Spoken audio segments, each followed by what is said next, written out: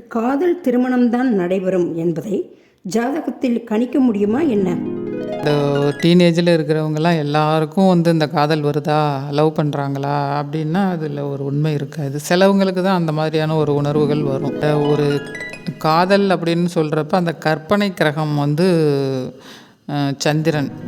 காதல் அப்படிங்கிற அந்த ஒரு எண்ணம் வரணும்னா அதுக்கு சந்திரன் ஒரு காரணமாக இருக்கும்.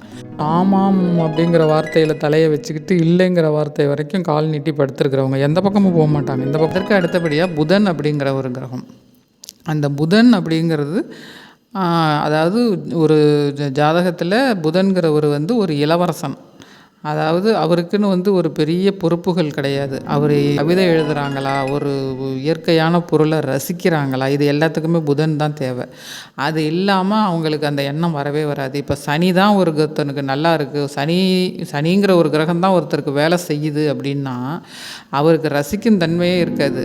ஒவ்வொரு கிரகத்தோட ஆளுமையில் நம்ம இருக்கிறப்ப அதோட தன்மை தான் நமக்கு வரும். அதே போல் புதனோட ஆளுமையில் இருக்கிறப்ப அந்த ரசிக்கும் தன்மை, அந்த கவி நயம், கலை நயம், இதெல்லாம் அந்த புதன் தான் நமக்கு தருது.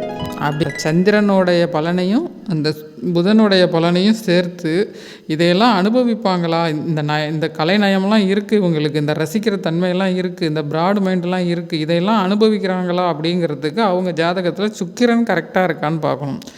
சுக்கிரன் நல்ல நிலையில் இருக்கா அப்படின்னு பார்க்கணும்.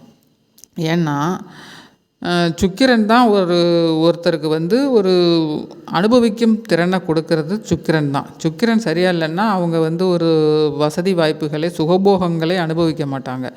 அது உயிர் காரகத்துவமாக இருந்தாலும் சரி, உயிரற்ற காரகத்துவமாக இருந்தாலும் சரி. அதாவது உயிர் காரகத்துவம் அப்படிங்கிறது ஒரு ஆணுக்கு பெண்ணையும், பெண்ணுக்கு ஆணையும் கொடுக்குது. உயிரற்ற காரகத்துவங்கிறது ஒரு வீடு, ஒரு வாகனங்கள், இதையெல்லாம் கொடுக்குது. இதில் சுக்கிரனோட வீடு அப்படின்னு சொல்கிற ரிஷபம், துலாம் வீடுகள் நல்ல நிலையில் இருக்கணும். அதாவது அவங்க சொல்லுவாங்க, உனக்கு என்னப்பா, உனக்கு சுக்கிர தசை அடிச்சிருக்கு அப்படின்னு சொல்லுவாங்க. அது ஒரு சரியில்லாத வார்த்தை அப்படின்னு கூட சொல்லலாம்.